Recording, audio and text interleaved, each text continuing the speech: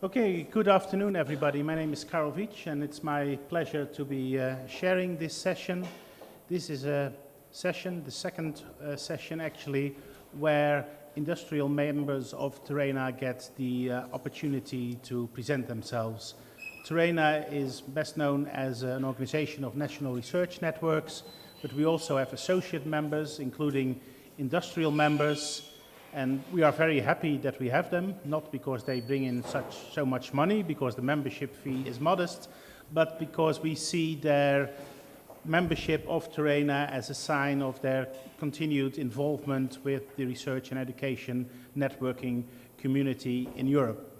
Last year we started an experiment by reserving some space in the conference program where our industrial members can present themselves.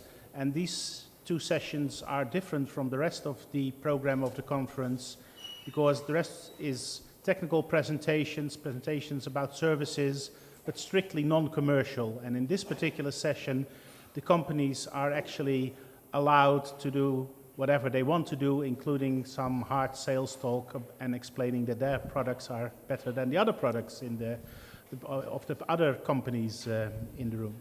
So, we have three presentations, half an hour each. I will make sure that each company gets an equal amount of time. And without further ado, I would like to give the floor to our first speaker, well-known friend of Terena, Jean-Marc Uzet of Juniper Networks. Thank you very much, Karel. So you can hear me, I guess. Huh?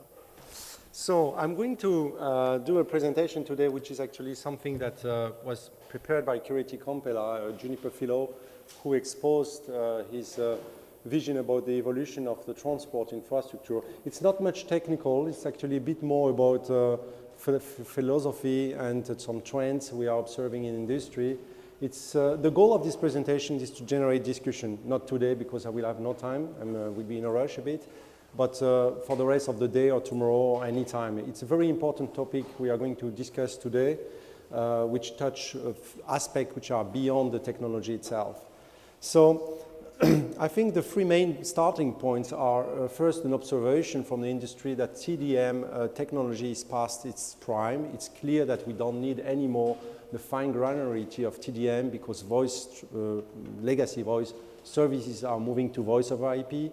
ATM and SDH leased line services are also moving to Ethernet. And actually, as most of the cost of the transport infrastructure is linked to the TDM and SDH technology, there is clear a trend now to remove this technology from the transport layer.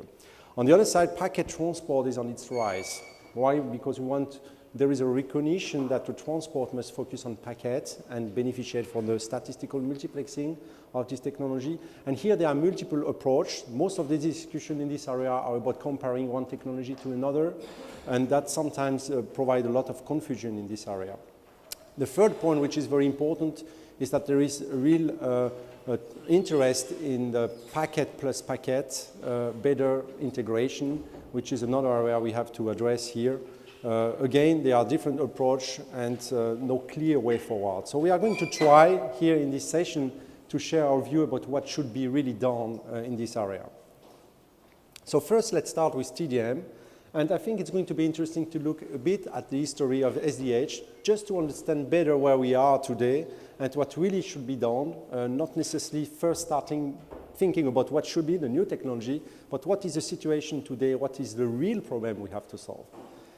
So if we look at the Sonnet SDH, and I'm not going to do a technical presentation about SDH, but if we summarize the functionality that TDM is providing, first thing, as the key thing of SDH is the deep channelization of SDH, which gives us circuits with a very fine granularity, which we don't need today anymore, and it's actually the main reason why all this technology is very expensive.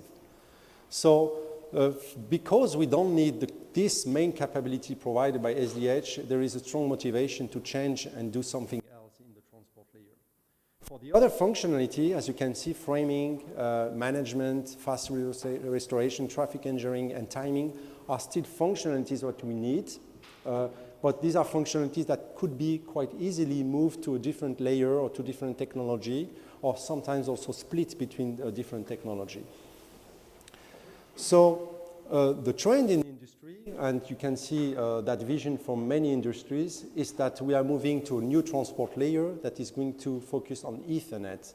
And here Ethernet, we have to be very careful with what we mean by Ethernet, because Ethernet, basically, this is a framing technology that we need to use, and that will reduce the cost because automatically you use components that are used very widely at a very large scale.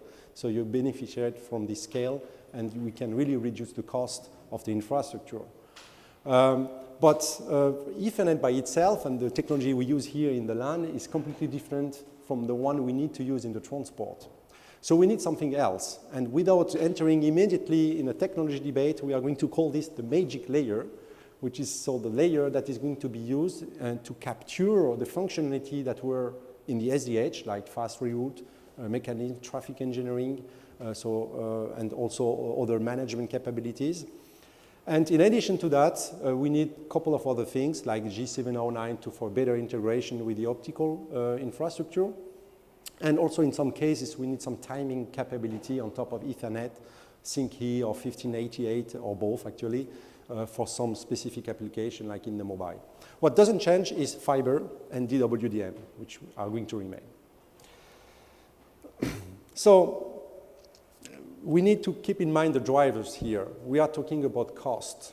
Reducing the cost of the transport layer is the strong motivation, and that's also a motivation why we use LightPath in the R&E community, because it's much cheaper to have direct circuit between two endpoints for a 10 gigabit links than going across 10 routers. So we are really talking about reducing the cost of the transport layer. And also, industry is looking for new way of feeding the pipes, having a better usage of the transport infrastructure. So instead of having deterministic and very strict separation between the different channels, being able to use statistical multiplexing. We need to reallocate some functions, as we discussed before. We need to eliminate all the range of interface that are available in a router traditionally, and focus only on Ethernet, because that will drive definitely the cost. So Ethernet 10 gig, maybe 40 gig, 100 gig. And at the end, we want to achieve convergence, a real convergence, having all services on top of one single transport infrastructure. So let's have a look now, what should be this magic layer. And before actually we look at this, or we share really the view we have on this, let's have a look to the brief history of SDH, how it has evolved to understand what really the problem is in this area. 20 years ago, on top of SDH, which was the transport layer, very stable, very robust, we had services. And these services were voice, traditional voice. We had leased line services, then we had ATM services. All these services were built on top of a very strong foundation and stable foundation, which was SDH. And this modular approach is great because you have multiple services that run independently on top of the transport layer. If one service goes down, it will not affect the others. That's the principle of modularity and strict separation between two key layers, one being the transport and the other the services. What happened then, 15 years ago, we had a small thing called Internet that started and that actually became very quickly successful, being built on top of this SDH network. As Internet growth, we had to increase the transport layer, so we start to investigate in WDM technology to increase the capacity. And Internet is based on IP protocol. But IP protocol was lacking some functionality required for Internet services in terms of traffic engineering, fast reroute mechanism. So MPLS was added in most service provider network in order to add this functionality. Today, if we look how this picture has evolved, we can see that the IP layer has grown a lot because not only Internet is being used on top of the IP protocol, but also service providers have deployed many services, added value services such as voice over IP or VPN on top of IP protocol. In parallel, MPLS also increased its original scope because in addition to support IP, MPLS today is also supporting many other services which are layer 2 or layer 2.5 services, such as point-to-point Ethernet circuit or multi-point Ethernet circuits. And a lot of leased line services that were traditionally on top of SDH moved to MPLS technology. And if we continue or we start to predict a bit what will be very soon, there is a new big thing called IMS, which are really not very specialist. The only thing I know is that I means IP, so it's going to run on top of IP, and it's all the migration of voice capabilities. So this is also something that is going to be captured by the IP protocol, and we just continue this trend, which is about multiple services running on top of our IP or IP MPLS. So we don't necessarily have at this stage to think or to consider what will be the evolution of the transport layer. Just look at this picture and try to think about what is wrong compared to the definition of what we had at the beginning with SDH. Actually, the elephant in the room here is a very small thing you can see, which is a purple line separating the transport and the service layer. This purple line today is basically separating two things directly on top. There is no more this one-to-N relationship within the transport and the service layer, because the transport layer basically has one single service. And that's really the trend we are observing. And this service is IP MPLS. And this thing, or this purple line, which seems to be a very simple thing, it's actually a big thing, because it's the way the world is divided today.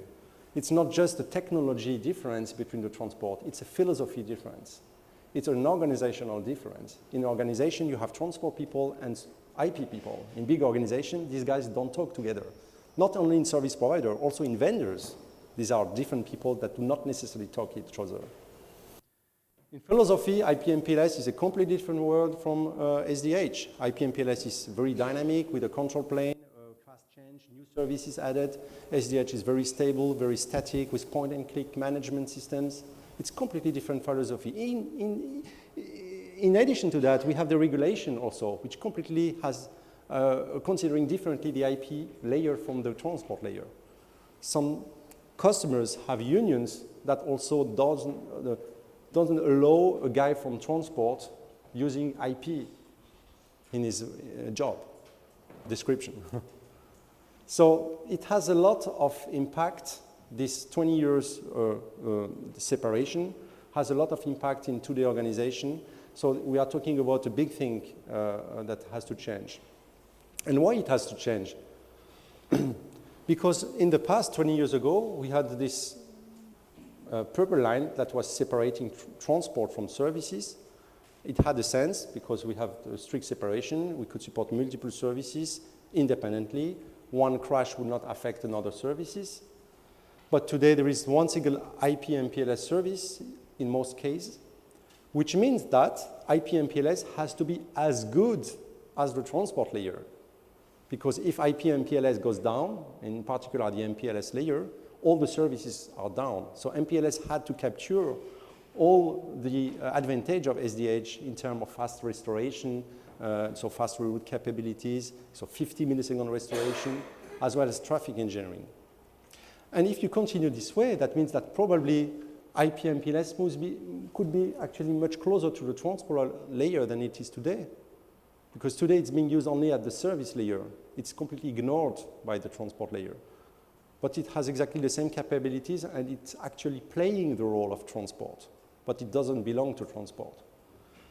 So the real thing to do here, or to consider, is about redrawing the purple line, to put it somewhere else, and move some function from one layer to the other. Where should be this line?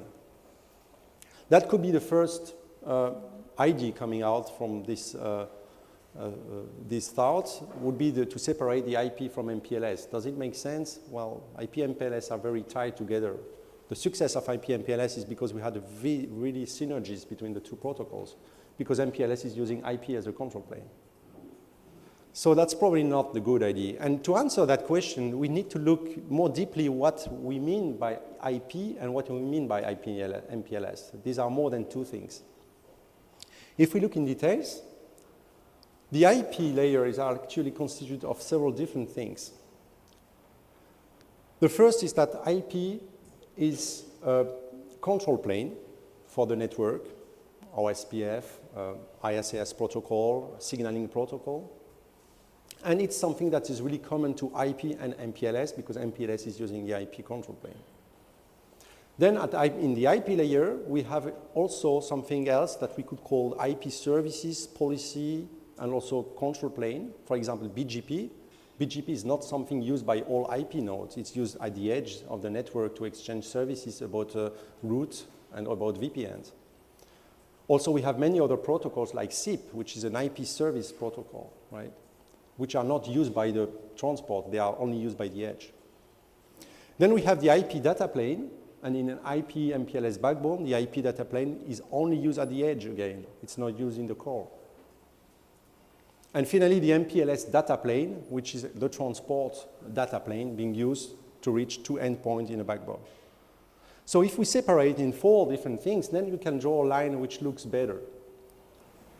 We could have in the transport layer the IP control plane captured because the IP control plane is being used by MPLS in order to build the data plane. But we could keep the IP data plane in the services because the IP data plane is at the edge of the network, is doing all the intelligent treatment of the packet to deliver the service to the customer. And IP services plane, like BGP, like SIP protocol, makes sense to be kept in the service layer as well. And here, with this scenario, we keep, the synergy between MPLS and IP. We don't break the paradigm. And then it becomes much easier to feel what is missing. A thin layer in the transport that is going to do the Ethernet framing, as well as additional G709 capabilities in order to have a better interaction with the optical layers, such as OAM or FEC. And with this convergence, we have one single transport layer instead of having 2 layers, one on top of each, as we have today, because we have today, really 2 transport or 2 infrastructure technology being used, one on top of the other. And we have to keep in mind also that there will be still some need to keep some legacy SDH services, so either separate from this network or by using some kind of simulation or some technique to emulate actually the service on top of MPLS. So if you are not afraid, you probably don't understand what is behind this because it's really not a technology debate we are talking about here. We are talking about really changing something that is installed since 20 years at many levels, organizational, regulation, sometimes unions, as I said, and of course, in some point also at technology level. And no company like Juniper will be able to address these big problems, of course. But what we know for sure is that if we don't change the model we have today, we will never reach the goal that is behind, which is about reducing the cost and having the lower cost possible in the transport. Because if we don't change this thing, if we don't move the purple line, we will end with some duplication of functions that will be both in the transport and in the service layer. That's the key point. So how we go forward? First, there are some companies, some service providers who have already done this. So probably not the big telcos because they are big organizations, but there are some service providers who have done this already.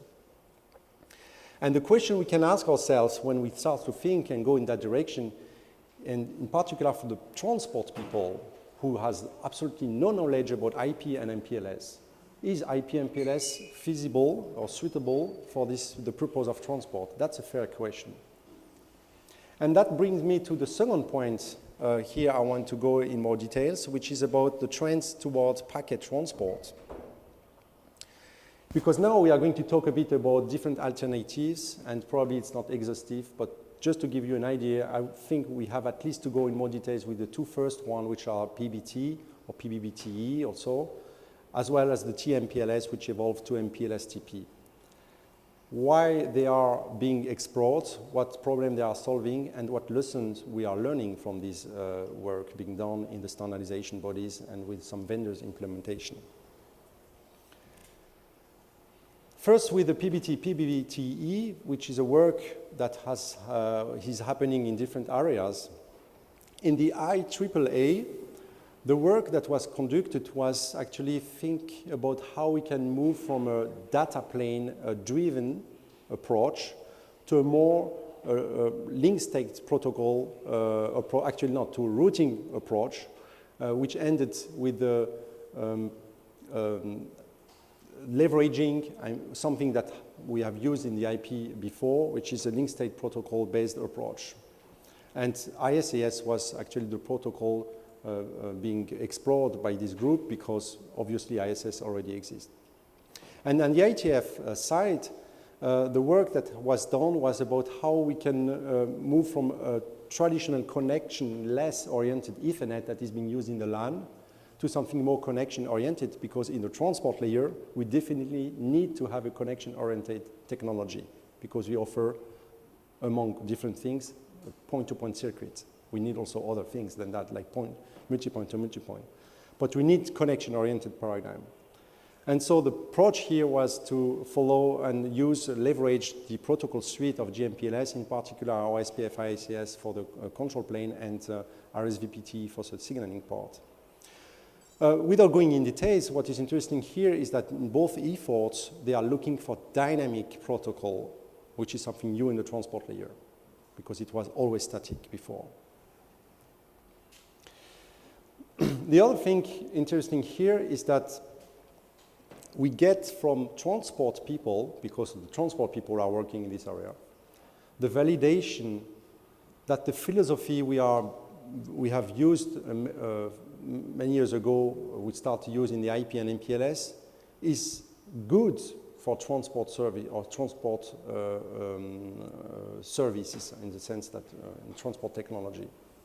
The fact that we need first to exchange addresses before starting to send packet, which is something new also for transport guys. The fact that we use link state protocol, the fact that we can use a protocol to signal a path in order to do a connection in the network instead of using a point and click management system with a very static path. The fact that we can use traffic engineering extension also to have more smarter paths established in the network. The fact that we can use also these capabilities to have the 5.9 reliability requirement. This is a strong validation from the transport people. Of course, for IP people, it's not a surprise. The other direction explored by the transport people is start with TMPLS in the ITU and became now MPLS TP in the ITF, because at some point of time they realized that they had to work together. Why? Because in this approach, the transport people were looking at the validation of MPLS as the data plane technology for transport, not the control plane, but data plane. And so they came to approach ITF, and they finally decided to create a group in the ITF focusing on this, which is MPLS-TP, looking after simplifying MPLS, taking just the minimum set of capabilities of MPLS in order to have reduce the cost of a system for transport. And here again, what we learn from this, and the great benefit of this, is that transport people are actually validating MPLS for the data plane. So we get from both initiatives here two important validations. First, that the control plane of IP MPLS is suitable for transport, and from the other group, we are learning that MPLS is suitable for the data plane, which obviously for us give us a strong validation that IP MPLS is the right approach to do some transport services. And this is something that is not a surprise, of course, for us as a company. We are in IP MPLS since 10 years. But getting this validation from transport people is something very important. And that means that this magic layer we were mentioning at the beginning, it's not magic anymore. I mean, there is no mystery behind it, because we are just gaining validation that the components or ingredients that are being used in the networking today are valid for transport services. And that also reinforced the idea that probably the main problem to solve is not about inventing or creating new technology as we used to do in the past. It's much more about changing organization and moving this purple line, which is completely out of a specific vendor control. It's really about the community that has to be involved in this. So the last point, if I still can, yeah, is about the packet and photon phenomenon, which started quite a long time ago, because already in 1999 in the ITF, they start to investigate something they called MP lambda S, which became GMPLS, which was about the better integration of the IP layer and the optical or optical cross-connect world by using a common control plane. It didn't succeed much at that time, although the standardization really converged fast, and some implementation were available in the market. But now we are getting more and more back to this because of the recent developments going on in the area of routing and optical. On the routing side, the vendors are looking after more integration of optical components, such as OTN interface with tunable lasers, with FEC algorithm in the router, etc., or OAM capabilities. On the optical side, there are also some initiatives coming from WDM or IDM vendors to look at some packet-based implementation in addition to the circuit-oriented paradigm they were addressing so far. And both initiatives are good because actually the goal is again to reduce the cost of the transport infrastructure. However, there are really some open questions here because the key is not necessarily what technology is going to be used mostly, but how the integration is going to be used from architectural point of view, but also from operational point of view. How is the customer really going to optimize the architecture and the operational aspects in order to reduce cost? And again, that brings us back to the notion of the purple line, because the key rule in order to avoid or to decrease actually the cost both in CapEx and OpEx will be to minimize duplication of function. There is a huge risk in this trend that we end with a model where we again duplicate some of the functions, either in the control plane or in the data plane. Just think about fast recovery. If two processes happen at the same time in two different layers to recover from a failure. Does it make sense? Probably not. And if it makes sense, or if it works, why do we add the cost of these two functionalities in the network? So we are not going to answer the complete picture because, as you know, we are not an optical vendor, but we can at least answer what we think we have to do as a routing vendor.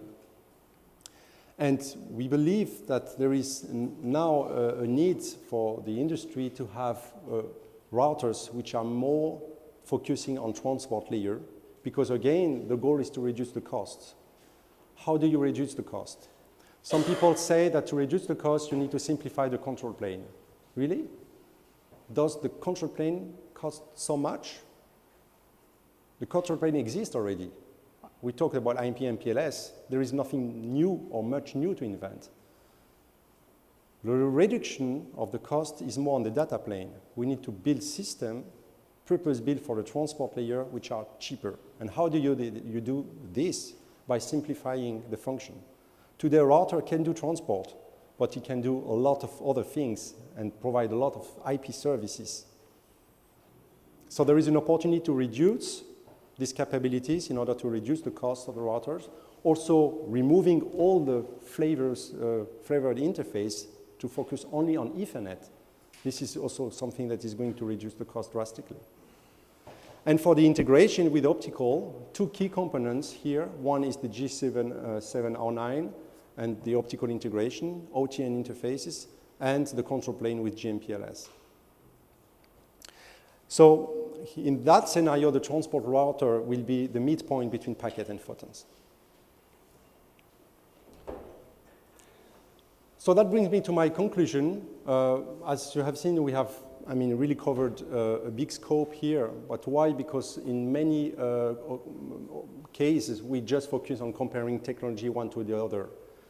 I hope that looking at the big problems that we are trying to face in the industry, you get or you realize better what are the real problems to solve and how we can do this. The main point here we have raised, which is not Juniper related, is about moving the purple line, which has, a significant change. I think it's much more easier in the NRN community because from organizational point of view, You don't have strict separation or multiple groups for optical and IP, and I hope it's not going to be a trend. So it should be easier to have convergence on your side. But this is really something that is important to consider. We still need the purple line because we need a transport layer separated from the service layer, and we need a transport layer that can play the role of transport, very stable, very robust. On top of it, we have a modular approach for the services. And we know that by moving this purple line, we can really achieve what the goal is, which is avoiding duplication of functionalities in the network and build the next generation network. So in concert with the above, we have to work on our side, and also the optical vendors, we have to rethink how to build routers, how to build optical equipments. And also, you as operators, you have to rethink how to deploy them and how to operate them.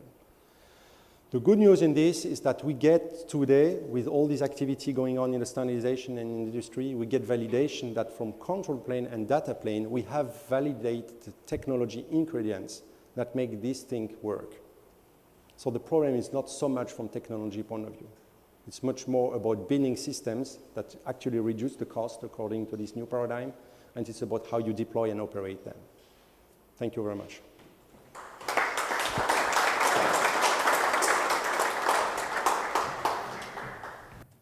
Thank you, Jean-Marc. You sort of stayed to time, but you really have used up the full half hour, so I'm not going to give you any time for questions. If people have questions for Jean-Marc, then let's do it after this session, because I want to be fair to the other speakers as well and make sure that they get enough time.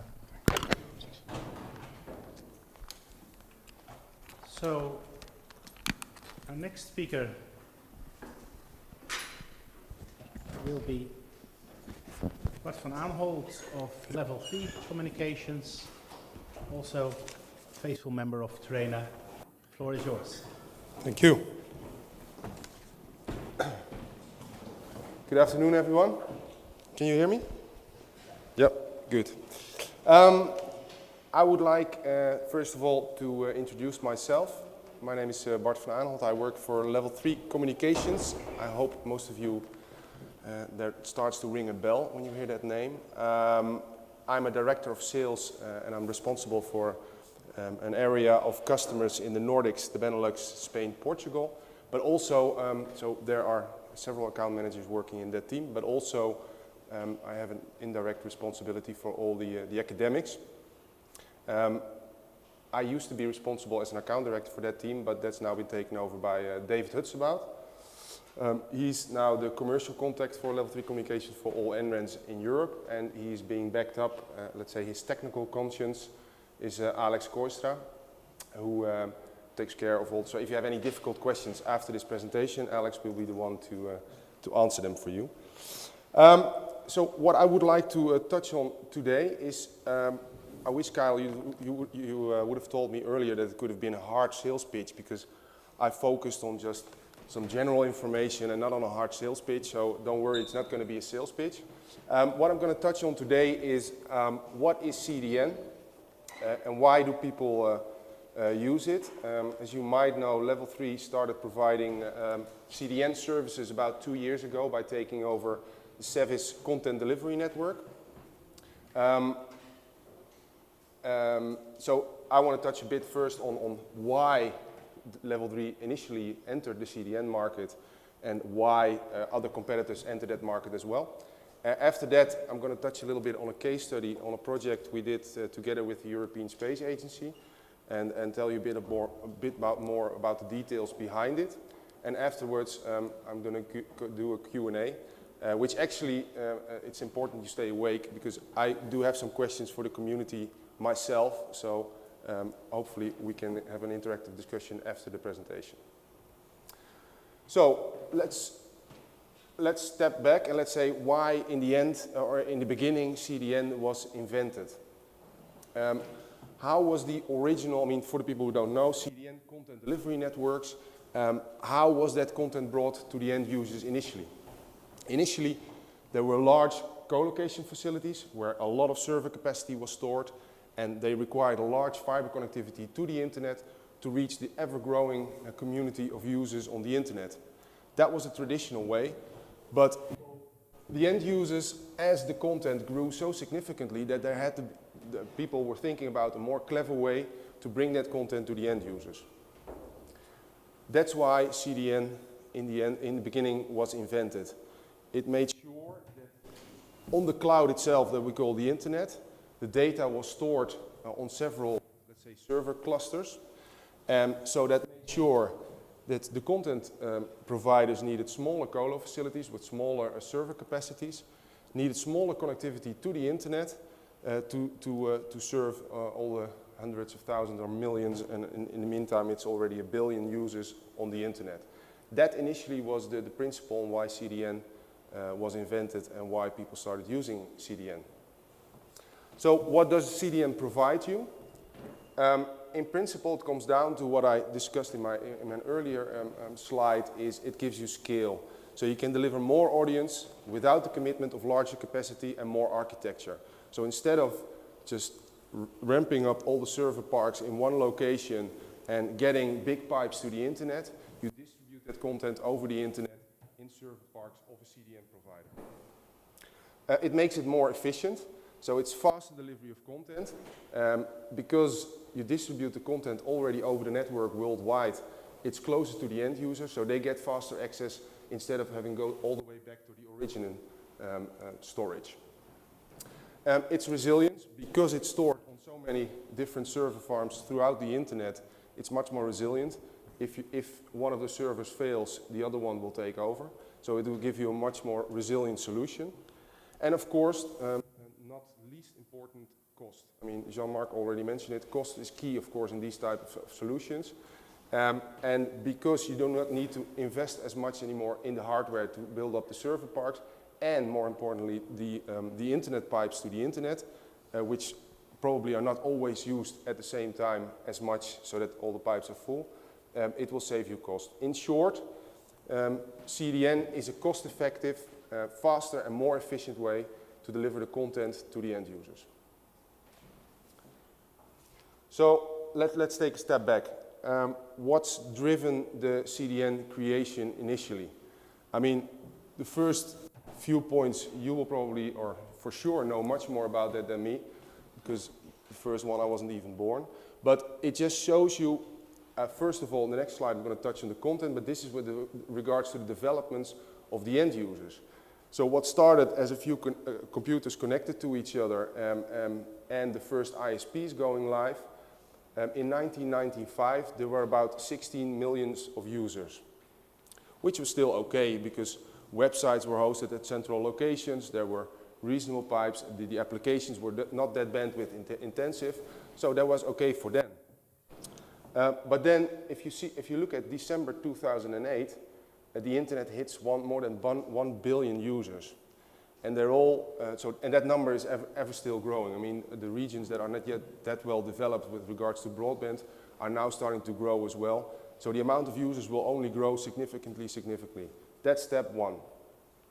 So what were the CDN milestones from a content perspective? Again, the first few bullet points, you will know a lot more about that than me. But they were all in development of how do we bring content to the end users. The first date, 1996, when a CDN a provider called Sandpiper started to provide CDN services. That was actually the company that in the end was taken over by Level 3 because of its patents and its technology. As you can see, in 1998 and 2001, multiple competitors entered the market, and it all had to do with the growth of the number of users that I showed in my previous slide. But what's a really important year for the content perspective is 2005, when YouTube was started, and it caused an explosion of video. And what's the main driver right now on the internet for bandwidth is video.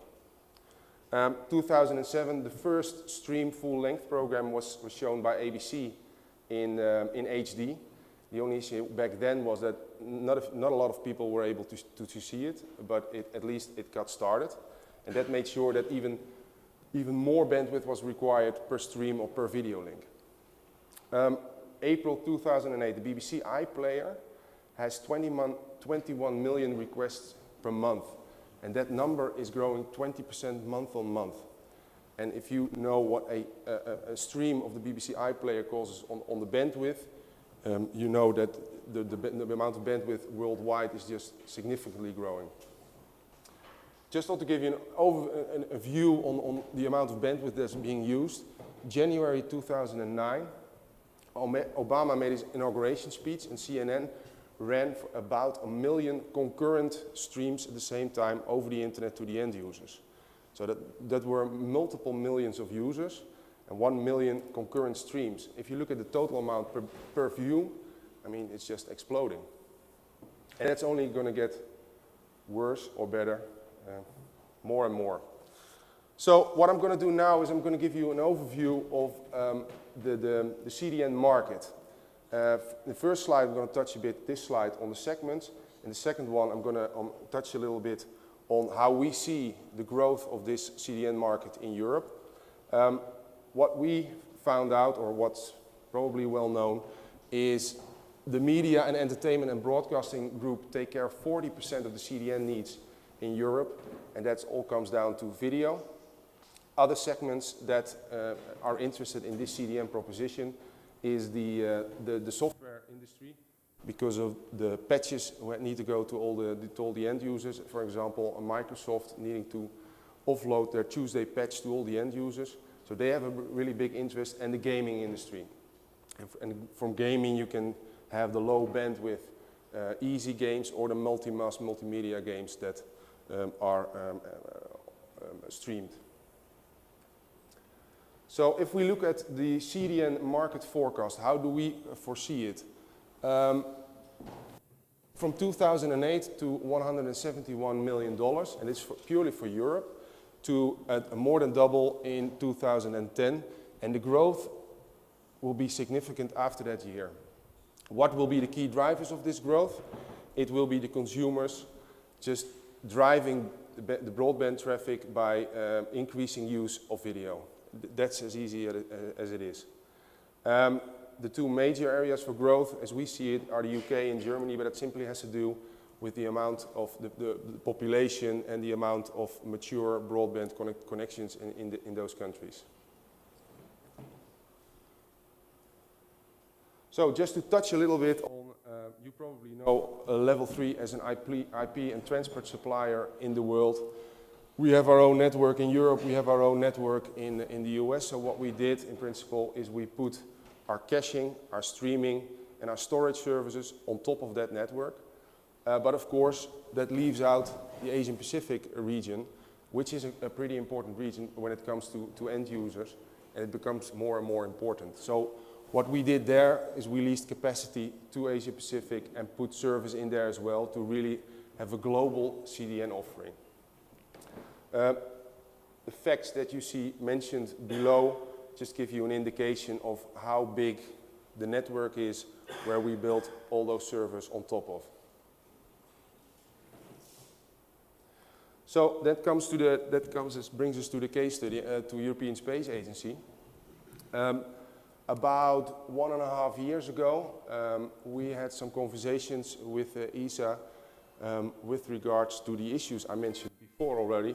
This customer needed a solution because they had so much data and so many big files, satellite images, etc., that they had to store, and they had more and more scientists wanting to access that data. So it became a bit uncontrollable for them. The amount of storage grew too fast, which they didn't want, and the pipe to the internet was needed to serve all those scientists was really becoming too large. And specifically for ESA, this was only for during natural disasters, etc., that a lot of the people at the same time wanted to enter the website. So having then a big pipe to the internet just for those few occasions throughout the year doesn't make sense from a cost perspective. So they came to us and said, can you provide us with a solution?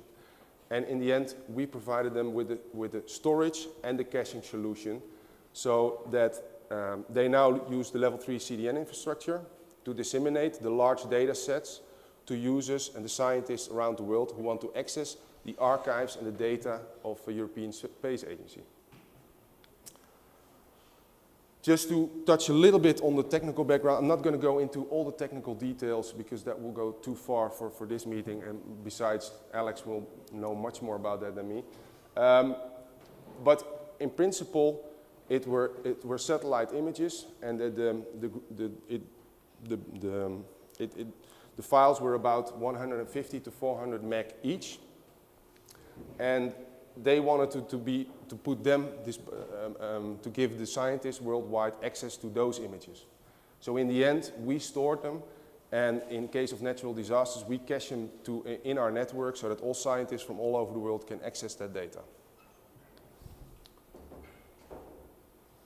So we initially, ESA did some tests from a single workstation, and there they came back with the information, with the feedback. Guys, I'm not sure what's happening, but your CDN doesn't seem to work. We have one workstation, and we do simultaneous sessions from that workstation, and we get, let's say one session is 60 seconds, we get X time 60 seconds for the amount of sessions we do. That shouldn't be done. So what we did, because we said, no, it should be the other way around. I mean, you're now putting it all on one workstation with limited power and limited access to the internet. So then, of course, it will just do each session after each other. So it will be X time the amount of sessions and the time you have for one session. So what we did, we used a much more powerful workstation in our own network.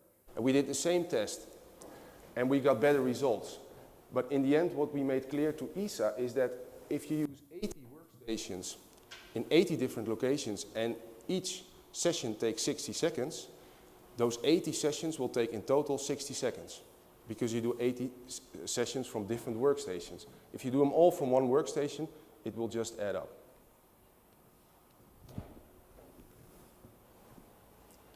So these are just some comments we got from ESA themselves. So we took them, we copy-pasted them in here, and this just shows during the Italian earthquake, of course, a lot of scientists wanted to access that data to see what happened on the satellite images.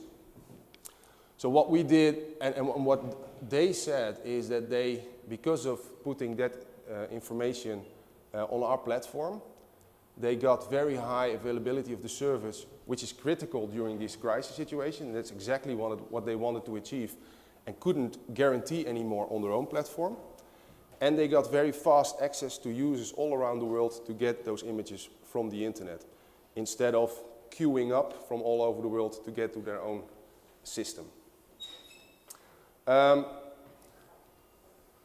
We activated that account within 12 hours, which was exactly what they needed. So in the end, they now have a solution where they also start to put more archived pictures and more images of certain certain areas which are at risk for volcano eruptions, for example, and they put them on our CDN platform as well.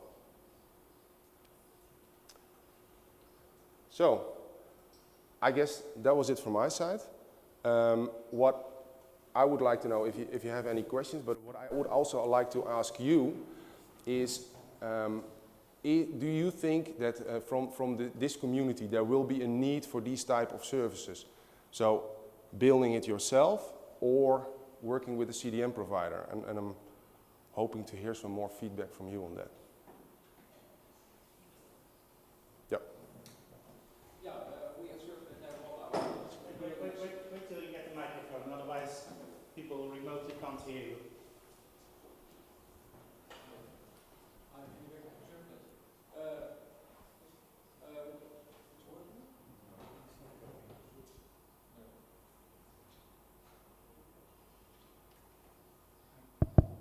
Now it's working, thank you. My name is Henny Beck from SurfNet. I do think there's indeed a need for CDN, but I don't think we, at least at SurfNet, do want to have one on a global scale. We're building one in for our network itself, because our customers are our universities and the high colleges. Most of the content we have by means of our CDN is our own content and not the content of other people, of other institutes or whatever. So I don't think we need the CDN from Akamai or whatever at our premises, or at our location, but we need a CDN for ourselves for deliver the content from generated by the universities or the colleges or whatever. And the users are all also in the Netherlands then? Yep. Okay. And the argument of offloading some of the server capacity, of outsourcing it to another party, so that you don't have to, how do you see that then? So that you don't have to keep all the storage and all the caching on your own machines, but offload it to a CDN provider? We have such kind of a mechanism, yes. When popular content is distributed to the edges of the CDN, and only less popular content or content, 70 or 80% of the content on the internet is never accessed. Yep. So why should you have that content in your CDN? You don't want to have it. Only popular content is stored in CDN. And do you foresee that in future your users will also come, I mean, the community is of course very internationally. Do you foresee that more and more users will want to access the data of SurfNet, or do you foresee it will stay? Maybe with huge events, for example, there were some huge events, but currently we don't have seen that huge events generated by the university or whatever. There were Olympic Games. We streamed the Olympic Games in high definition. Also the world champion soccer we did in HD content. That were popular also with our own community, but I didn't see that much interest outside the community for a college or whatever. Okay. A bit too early for SurfNet yet then. What about other entrants?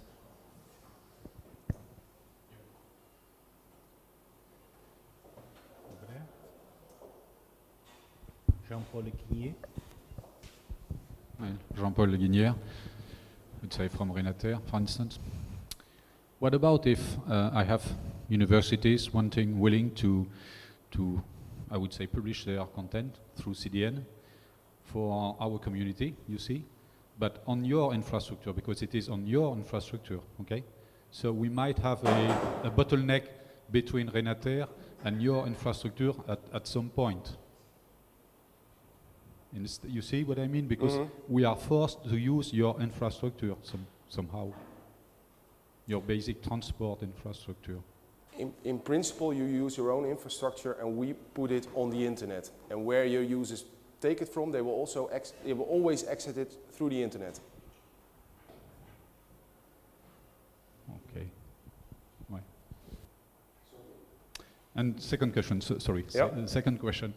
What about, I have a terabyte of data, okay, I want to publish, then I know that only, for instance, 10% of these data are really accessed. I have to publish that to push the whole terabyte of data? No, you have a protocol, intelligent protocol? In principle, what we do, I mean, I've discussed three options. You've got the streaming service, that's really for events and live events that stream for all over the world. Yeah. Second of all, you've got the origin storage, where we also take the original data and we also put it on our, let's say, super nodes. But the third service, and that's the most used service, is the simple caching service. So what happens there is the data stays on the customer server, and once it gets popular, so it's connected to our CDN, and once it gets popular, it gets cached on our worldwide caching services. May I ask you a question? Yep. Do you offer to your customers some visibility about the usage of this data? If it's cached, how many people are going to access it? Or Yeah. Yes? So you bring some reporting? Yes. I saw another question here. Oh. Jean-Marc, behind you. Hi, Gareth Eason from HEANet. We were discussing, a few of us I see in the room, were discussing some storage just over the lunchtime. And I think what you're offering here is very interesting, possibly in collaboration with that. But I think it all comes down to billing models and how expensive it's going to be if, for example, I have to buy the storage and you provide a caching layer, or if you can provide the storage. So I know a lot of people are using something like Amazon S3 as a content delivery network, because you can provide a URL for any object. So maybe it's a suggestion or a question, I'm not really sure, but maybe we could see something in the future from you guys with some kind of proposal saying if you were to do storage with content delivery as a value-added service, that might be something useful. Absolutely. Over to Christoph Graaf. Okay, yes, I'm Christoph Graf from Switch, and two things. The first one is probably out of scope. We use something like a CDN for our DNS data, so that's probably not covered in this case here, but it's a similar problem, and we need global scaling there to push out our .ch and .li data. But the second thing is, how does your service interwork with CMSs? So if you have a content management system and that stuff comes out of a database, then you probably have to make your own service ready to actually being used by your CDN service. Otherwise, it doesn't work well. It's a good question. It's one I'll have to take back. I don't have an answer to that right now. But it will be something that we'll get back to you on about. Thanks. Sorry. Okay, there's still more time, so if there is somebody else with a question or an answer.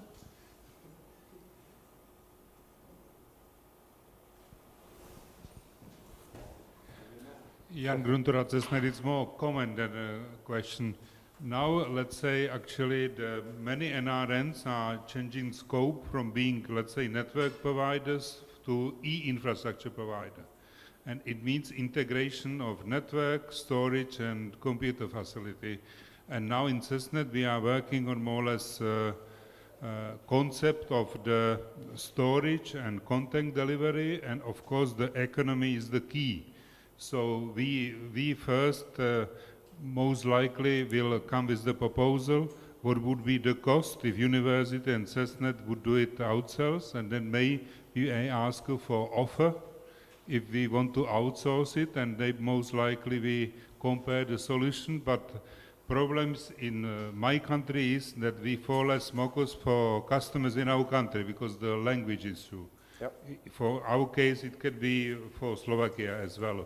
But definitely we have no global ambitions because the local content is more oriented for local customer. So in that case, let's say, I don't know what will be the economics in this case, but definitely outsourcing we consider as the option for our future infrastructure services, and we may come to you later with asking for some offer. You're more than welcome. Okay, that comment seemed to be much in line with the first comment from Henny Becker. I think we have reached the end of the half hour. Thank you very much for your presentation, Bart, and also for devoting some of your time to some questions, answer, and discussion that I think was very useful. Thank you. Good. Thank you.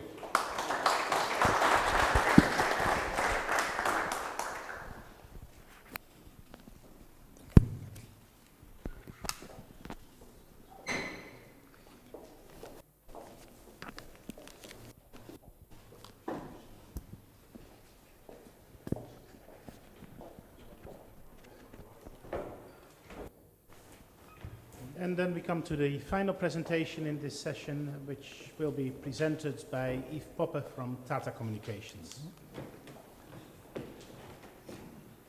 Thank you, Karel. Good afternoon, everyone.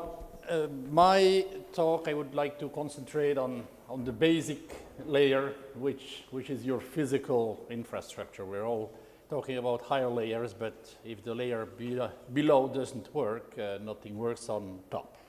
And the theme will be the connectivity on a lambda level.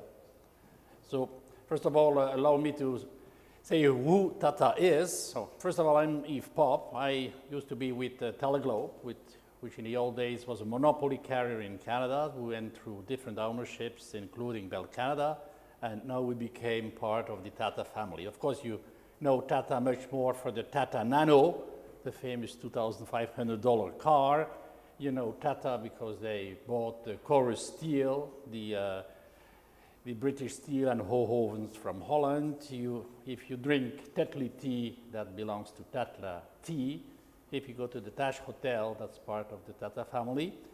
Now, the reason they got into communications is that in 2002, the Indian government decided to privatize part of the international telecommunications, which was VSNL. So they bought a stake in VSNL. They decided to have an international scope, created VSNL International, based in Singapore. VSNL International made 2 acquisitions, and that's where it's becoming interesting from an R&E point of view. One, they bought the Tyco cables, as you know, the big transatlantic and trans-Pacific capacity, and then they bought Teleglobe. They bought us essentially because of our telephone minutes and for our global IP network. So that's what became. So the 3 pieces, Teleglobe, Tyco, and VSNL, were renamed Tata Communications last year. There's TCS, Tata Consulting Services. Most of you are familiar with TCS. They're in competition with the IBM and TDS and the like. They're about 100,000 employees worldwide. Then of interest also is that Tata got the SNO, the Second Network Operator License in South Africa, and that became Neotel. Now, Tata has been involved in education for a long, long time. In fact, the TIFR, Tata Institute for Fundamental Research, based in Bombay, allocates a bachelor, master's, and a PhD degree. So it's been quite an activity from the Tata point of view in R&E and education for a long time. In fact, big share ownership of the Tata Group is in the trust fund to go and promote education and evolution in India.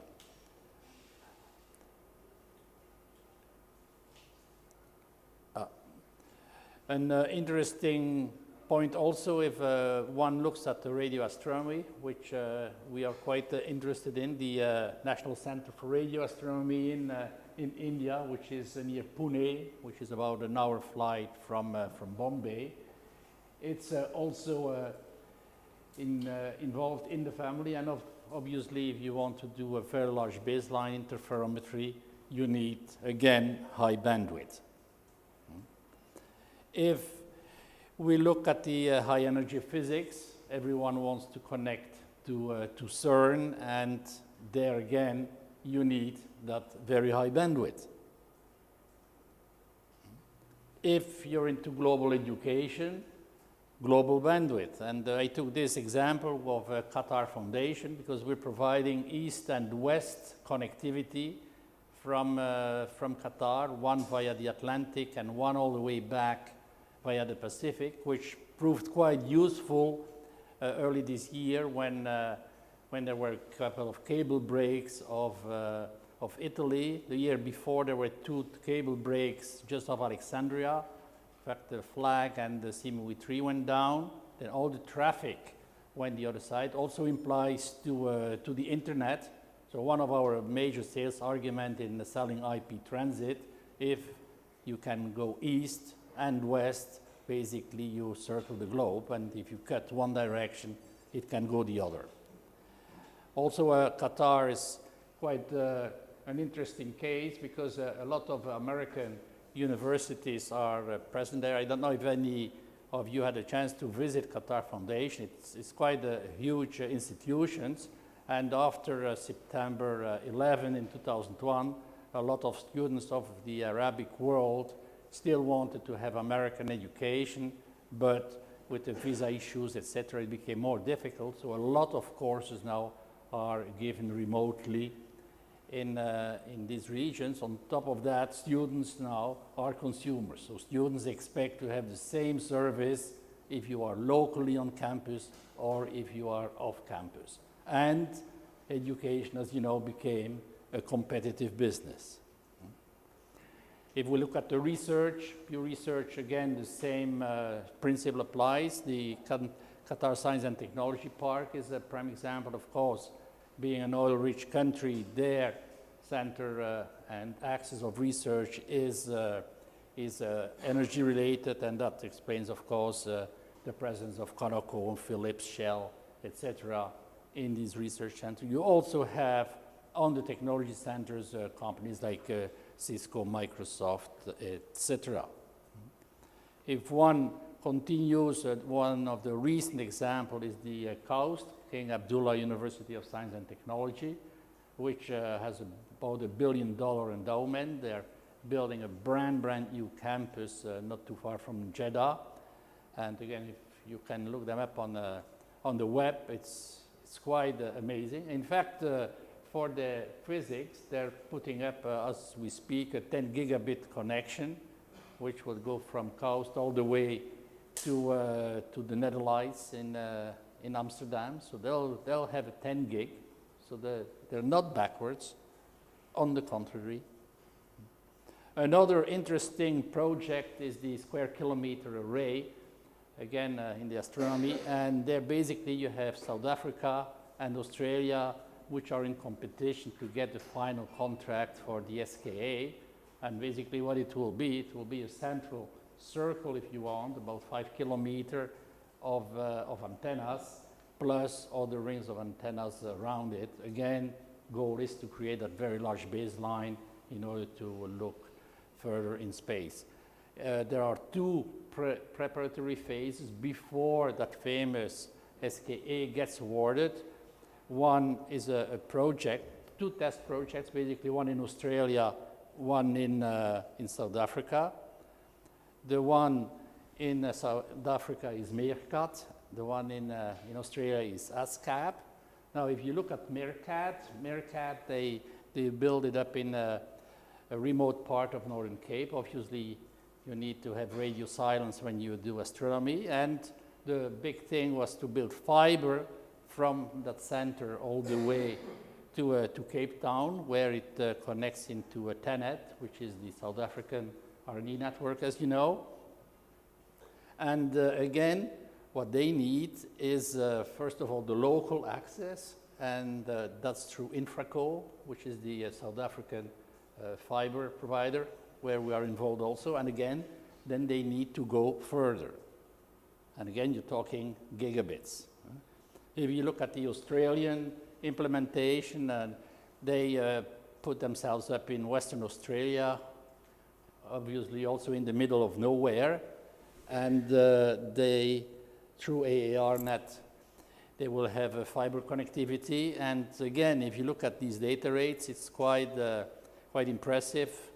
39 gigabits per second they want by 2013. Then they're talking about terabits per second. We were talking about the CDN before. Obviously, this data has to be stored somewhere. I think the storage will be local. Again, everyone wants to access remotely. And again, if you look at CERN, if you have a CERN experiment and you have 2,000 researchers who want to access at the 100 megabit, you could have a lineup. And there, in the context of CDN, one subject which was not brought up by Bart, but which I find interesting, is the whole concept of multicast. I think if you multicast, you can push out and you can save a lot on bandwidth. So the multicast, I think, especially on the IP side, going IPv6 will be very important also for these elements. Obviously, from a content point of view, two aspects. One is the famous storage, as we discussed at noon at our little session outside on cloud. What do you put in the cloud is one, and two, how mobile and how often is that cloud information accessed. And there was talk this morning about the need to go and store terabytes and petabytes of data just as archive. Now, is an archive something which belongs to a cloud? Does it belong to a CDN? Is a CDN a subset of a cloud? There we can have very long discussions. In fact, in our case, we also got involved in CDNs like everyone else. And the one approach we chose was on the famous video streaming, like with TV5 for the elections, push out. Again, it's a live event which has a certain duration in time and then disappears. So there are different things depending on the nature of the data. Obviously, in astronomy, they will want all that data archived. Now, if one looks at the historical role we had as an R&E provider, from my point of view, was involved quite in the early days as part of a Canary and the Canadian Research Network. We provided the first STM1 to Brussels in '95. In fact, that was about the time that the NSF had given the internet away to the private sector. The R&E community wanted higher connectivity, and that's where the G7 decided all the industries and the ministers should get together. That was their Brazil meeting. That's where the legend started that Al Gore had invented the internet. But then later on came the GIBN, Global Interoperability of Broadband Networks, and the rest is history. We know the role of SurfNet, and then the famous iGrid 2002 in Amsterdam, which was one of the key events. And the year before, we had the first Starlight connectivity. In fact, I remember we were all in Amsterdam the day of September 11th. And I could not go back home to North America, so I stayed there. And we go on and on. If you look, I don't have to teach you anything about the famous glyph. We're providing, again, through the contribution of Tycho, essentially a number of circuits in that glyph. If we look at it today, Amsterdam is still the capital. If we look at it from a cable capacity, CME4 is the workhorse. A number of new cables are coming. One is the EMIWI, India, Middle East, Western Europe. And that famous India to Europe has remained a weak point for a number of years. So that one is coming in as we speak. And of course, it will ultimately provide quite some diversity because there's also TGNEA coming. There's MENA, Middle East, North Africa from Orascom, and then there's an EIG project which will start in Djibouti, come to Europe. So that will give multiple terabytes of capacity. One project we're discussing, it's not finalized yet because obviously all these projects is a matter of financing. That's a Gulf cable project which would plug into the Mumbai to Marseille cable. Now, if we look at it on the African West Coast has been always a bit poor. Yeah. In fact, the previous slide was supposed to show the others. How come there are pieces missing? And you seem to have lost the East Africa slide.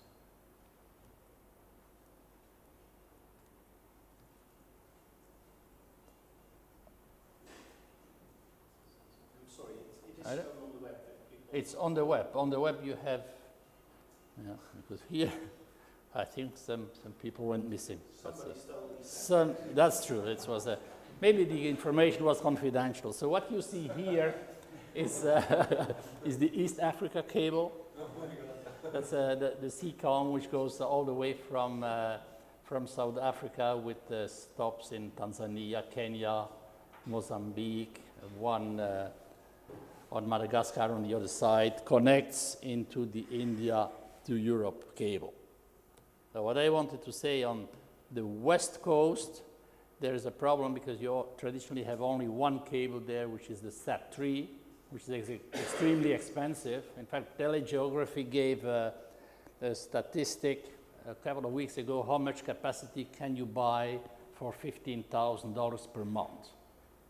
And the highest score was for New York to London, where 15K buys you a 10 gigabit, so a complete lambda unprotected. The most expensive was Johannesburg to London, where you got 2 megabit for your $15,000 per month. So these new cables will bring these prices down, which is again interesting for all these R&E projects. WACS, West Africa Cable System, is a go. Our first date ready for service 2011. Now this is another one of these mysterious cables. Now, quick tour. I wonder if something will show up here. Again, 2 Africa slides. Two Africa. Okay, in fact the 2 Africa slides are the most important ones in the context of the Meerkat project. Another reason even more important, although I like astronomy, I think we all like football in Europe, and one of our prime commitments was to have the cable ready for the World Cup, which takes place in South Africa next year. So the cable is being tested. It has landed in Kenya. I think it has seen light, so I think we're okay for the World Cup. Again, the idea to resume from a Tata point of view, with the Tyco cable, they got the Trans-Pacific, the Transatlantic, plus a piece in America, plus a piece in Europe. Now there were 2 missing pieces. One is India to Europe, and the other one was from Singapore to Japan. So that has been the highest priority, and these cables are being completed as we speak. And basically you can tour Amsterdam, you cross the Atlantic, you cross America, you go back the other side on the Pacific, down to Australia. We don't have to forget Australia. There's a pipe cable. There we participate with a local alternate provider, competitor of Telstra. Again, RFS date this summer, so quite some capacity comes online this year. Intra-Asia, that's an interesting cable also, because you need diversity there. When there was a Taiwan earthquake 3 years ago, 6 of the 7 cables went down under the Pacific, because they all went through the strait near Taiwan. On the India side, you have the TIC, Tata Indicom, which goes to Singapore, then the European side. Obviously, there's a network which is expanding quite a lot within India. East and West connectivity. We have seen 2 go west, another one disappeared, and of course, to conclude all of that, you have to remain competitive to make all these things happen. So thank you for your attention, and the ones who make my slides disappear, please give them back. Thank you.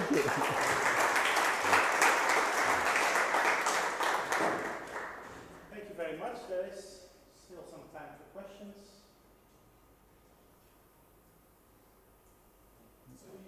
Wait till you get the microphone.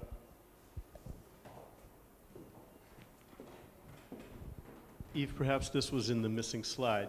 The link from Mumbai to, is that to Mombasa or to north of Durban? Yeah. In fact, there are 2 cables. The one cable I showed goes from Mumbai to Europe, to Marseille. Then there's the cable which comes from South Africa, goes north, and there's an undersea branching where the South Africa cable, or the CCOM cable as we call it, connects into the India to Europe cable. So basically, from South Africa, you go north, and again, you have the branches to Tanzania, to Kenya, to Madagascar, and then you go up, you connect into the east-west cable, and then you can go east to India or west to Europe.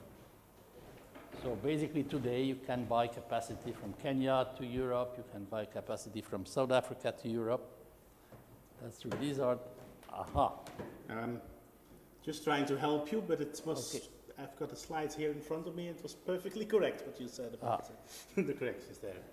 So can we correct your connect your computer in? Don't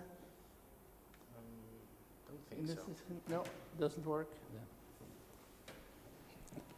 So he has my famous slides. I didn't steal them. So, but I think if you access on the web, If you go to the conference website, to the schedule, and you click on this session and then on the presentation, you will find the full slide set. Yes, it it's is? on- it Okay, is on- perfect. Okay, so I'm not lying. Huh? There But wa- it's deep under the water, these cables, of course. There was another question over there. Can you hand the microphone? Paul Boven from Jive, Joint Institute for VLBI in Europe. You had a slide about VLBI with the GMRT. Is anything like that planned for the near future? And if so, what kind of VLBI? Do you know anything about that? Yeah. You mean the Indian domestic? Well, VLBI sort of implies that it's not just domestic. Yeah. No, but I was asking you, you're talking about the India NCRA installation. Which slide are you referring to? You had a slide that mentioned the GMRT and the connectivity needed to do VLBI with other radio telescopes. Is anything concrete like that planned for the near future? Indeed. In fact, there is, as we speak, there is connectivity. The only problem is the connectivity is not fast enough. And obviously, the local connectivity is a matter of having fiber, one. Two is a matter of having access to that fiber. And three is a matter of cost. In fact, we had the same problem in Canada. We wanted to connect the Herzberg telescope out in the west, and there again, telescopes have the bad habit of being put in remote locations. Now, to go and convince your local carrier to run fiber from that remote location to the coast is a difficult undertaking. So it's that famous long local loop problem, which is difficult. And it was the same in South Africa or in Australia for the Meerkat and Ascap project. We usually say that our last mile problem is usually like 100 miles. Yeah, it's the last 100 miles in astronomy. And people in chemistry also have problems because, again, highly polluting chemical plants, you tend to put them far away. Because you could say in the old days, satellite was sufficient, but obviously for these new applications, a satellite connection would not do it. Okay, thank you. Any other questions?